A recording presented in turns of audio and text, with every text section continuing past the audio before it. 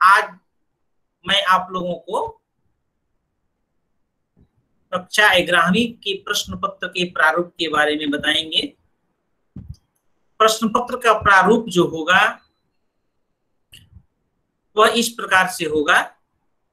कुल अंक होंगे 80 यानी 80 मार्क्स। इसमें आप सबसे पहले अपठित गद्यांश से रूबरू होंगे, यानी आपको अपठित गद्यांश से कुछ प्रश्न पूछे जाएंगे। यह जो प्रश्न होगा वह बहुविकल्पी यानी ऑब्जेक्टिव टाइप का होगा।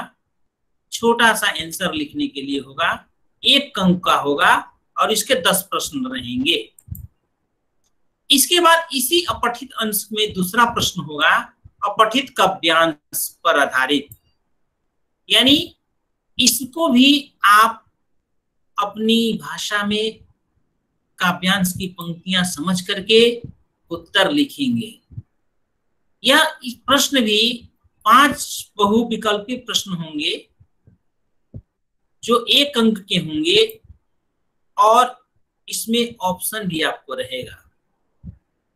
जैसे कि 5 अंक के प्रश्नों में जो एक प्रश्न होगा तो 4-5 उसमें ऑप्शन रहेगा, जो आपका आंसर सही होगा वो आप दे देंगे। इसके बाद बच्चों जो आपको एक पुस्तक है अभिव्यक्ति और माध्यम। बच्चों आप लोगों ने मुझसे पूछा था कि सर 11वीं में ग्रामर पढ़ना है कि नहीं, तो इस प्रश्न का उत्तर है बच्चों नहीं पढ़ना है। क्योंकि जब आप 6ठी से 10वीं तक हिंदी पढ़ते हैं तो उस समय आपको ग्रामर की पूरी जानकारी दे दी जाती है, हिंदी व्याकरण की पूरी जानकारी दे दी जाती है और आप ग्रामर में विद्वान बनकर के 11वीं में आते हैं। तो इसलिए यहाँ पर आपको हिंदी में ग्रामर नहीं, एक नई पुस्तक से अवगत हम कराते हैं। उस पुस्तक का नाम है अभिव्यक्ति और माध्यम।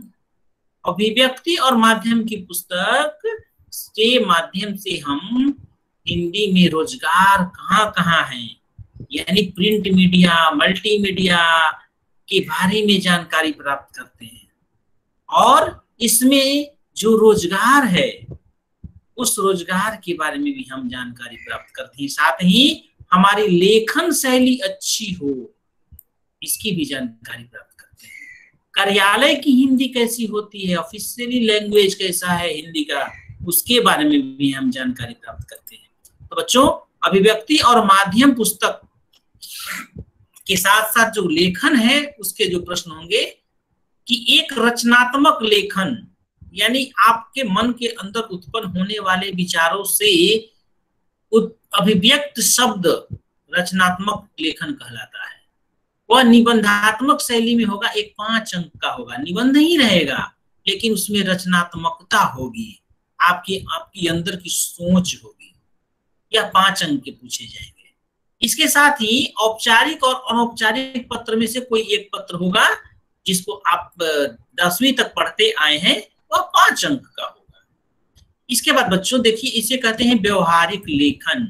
व्यवहार में आने वाला जो लेखन पद्धति है उसे हम लोग व्यवहारिक लेखन कहते हैं। यह सब व्यवहारिक लेखन जो है वह ऑफिस के अंदर लिखे जाते हैं। इसके बारे में हम जब विस्तृत जानकारी प्राप्त करेंगे अभिव्यक्ति और माध्यम पुस्तक में तो मैं आपको इसको अपनी क्लास में भी बताऊंगा। इसमें प्रतिवेदन होता है, प्रेस विज्ञप्ति होता है, परिपत्र होता है, कार्य सूची होता है, कार्य वृत्त होता है। ठीक है, इससे प्रश्न रहेंगे आपके 2 लघु उत्तरीय प्रश्न, यानी 2 प्रश्न होंगे छोटे छोटे, एक 3 अंक का और एक 2 अंक का होगा। विकल्प सहित 3 गुना 1 यानी 3, 1 अंक के भी 3 होंगे, एक विकल्प रहेगा उसमें, आपको दोनों में से जिसका उत्तर दीजिए। एक 3 अंक का, एक 2 अंक का, या एक अंक का 3 प्रश्न होगा, या 2 अंक होंगे 1 अंक, यानी 5 ऑब्जेक्टिव टाइप से रहेंगे अथवा 3 + 2 अंक के प्रश्न रहेंगे, यानी ये 5 अंक के प्रश्न रहेंगे। इसमें आपको विकल्प मिलेगा, 3 + 2 वाला आप आंसर दीजिए, चाहे एक अंक के प्रश्नों का उत्तर दीजिए।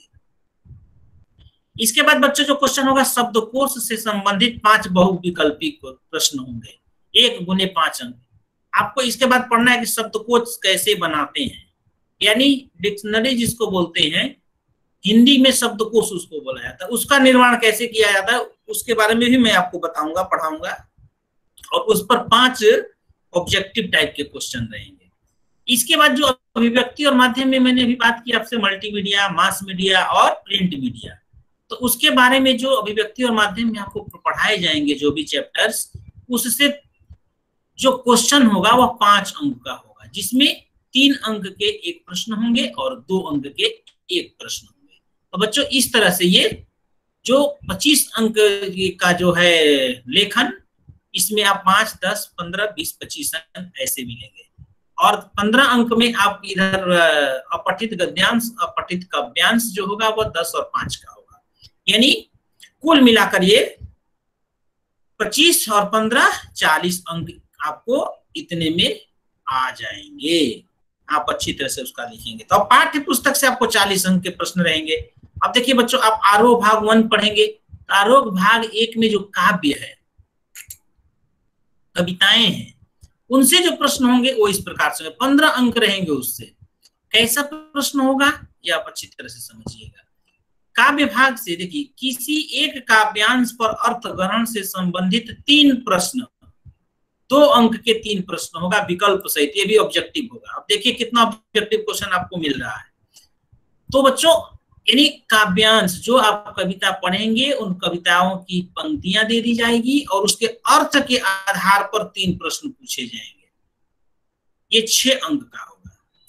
उसी तरह एक और काव्यांश आपको दिया जाएगा, वह सौंदर्य बोध पर होगा। बच्चों सौंदर्य बोध पर का मतलब होता है कि कविता की पंक्तियों में अलंकार कहाँ है, कविता की पंक्तियों में रस कौन सा है, भाषा कैसी है, यानी काव्य कविताओं का निर्माण कैसे किया गया है, उसी को सौंदर्य बोध कहते हैं।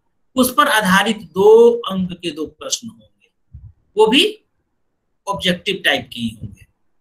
इसके बाद बच्चों कविताओं के विषय वस्तु पर आधारित 2 लघु उत्तरीय, एक 3 और एक 2 अंक का विकल्प सहित प्रश्न होगा। देखो ये भी विकल्प सहित होगा और ये भी ऑब्जेक्टिव होगा, यानी कविता का जो क्वेश्चन, जो पाठ्य पुस्तक के क्वेश्चन हैं, जो पाठ्य पुस्तक के क्वेश्चन हैं, उस पर आपको क्वेश्चन रहेंगे 5 अंक का, एक 3 अंक का रहेगा, एक 2 अंक का रहेगा, जो कविता के अंत में जो प्रश्न होते हैं। इसके बाद बच्चों इस बात को ध्यान दीजिएगा कि गद्य भाग से जो प्रश्न होंगे, गद्य में एक गद्यांश पर आधारित अर्थ ग्रहण से संबंधित 2 अंक तथा 3 अंक के प्रश्न होंगे। जो गद्य में जो आप कहानी पढ़ेंगे, ललित निबंध पढ़ेंगे, जो भी आप पढ़ रहे हैं अभी, जैसे नमक का दारोगा पढ़ लिए और आगे पढ़ेंगे, तो उनमें से कोई एक पाठ से एक गद्यांश दे देगा, उसमें अर्थ से संबंधित प्रश्न पूछेगा, 2 अंक के और 3 अंक के, है ना। 2 अंक के 3 प्रश्न रहेंगे, 2 अंक के 3 प्रश्नों के कुल 6 अंक के हो जाएंगे। यानी फिर पाठ की विषय वस्तु पर आधारित 3 बोधात्मक प्रश्न, 3 अंक के 3 प्रश्न होंगे। अब यहाँ पर है कि जो पाठ के प्रश्न हैं उसी को पूछेगा, एक प्रश्न 3 अंक का पूछेगा और 3 प्रश्न रहेगा 9 अंक का। इस प्रकार से बच्चों पाठ्य के अब वितान में जितने भी, जैसे हमने अभी लता मंगेशकर को पढ़ा, वितान के चैप्टर से जो प्रश्न का प्रारूप होगा प्यारे बच्चों, वह होगा पाठों की विषय वस्तु पर आधारित 4 लघु उत्तरीय प्रश्न, 4 लघु उत्तरीय प्रश्न होगा।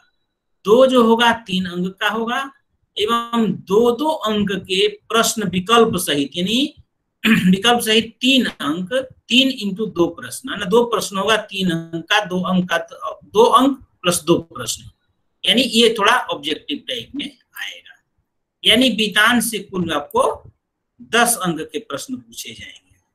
तो इस तरह से बच्चों आपको पाठ्य पुस्तक से प्रश्न का प्रारूप होगा।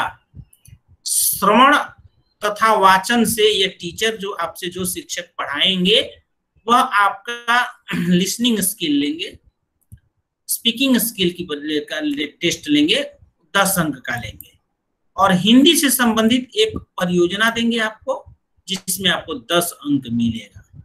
प्यारे बच्चों इस तरह से आप लोग 20 अंक जो है आपके टीचर के हाथ में, और आप परियोजना करेंगे, लिसनिंग और स्पीकिंग स्किल में भाग लेंगे, इस तरह से परीक्षा और परियोजना के आधार पर आपको कुल 100 अंकों का मूल्यांकन किया जाएगा। जो पुस्तकें हैं वो आपके पास उपलब्ध है।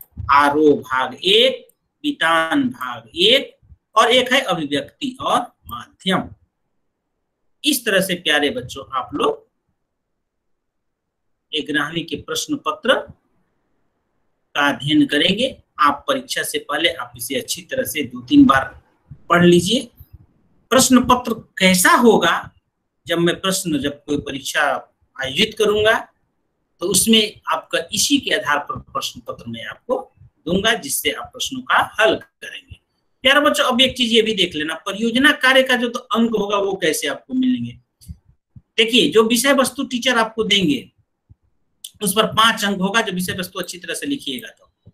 उसके अंदर की भाषा अच्छी रहेगी तो 3 अंक मिलेंगे। शोध एवं मौलिकता यानी अपने अनुसार विचार करके लिखिएगा तो 2 अंक उसमें मिलेंगे।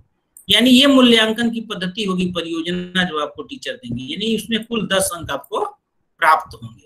वाचन, श्रवण कौशल एवं परियोजना कार्य का मूल्यांकन विद्यालय स्तर पर आंतरिक परीक्षक द्वारा किया जाएगा, यानी आपके जो टीचर हैं उनके द्वारा किया जाएगा। इस तरह से बच्चों इसको भी अच्छी तरह से पढ़ लेना कि कौशलों के अंतरण का मूल्यांकन कैसे होता है, यानी सुनना, लिसनिंग, बोलना यानी स्पीकिंग। इन पॉइंट को अच्छी तरह से आप पढ़ लीजिएगा कि इन पॉइंटों के आधार पर, इन बातों के आधार पर आपकी योग्यताओं का मूल्यांकन किया जाएगा। चलिए फिर मिलेंगे आप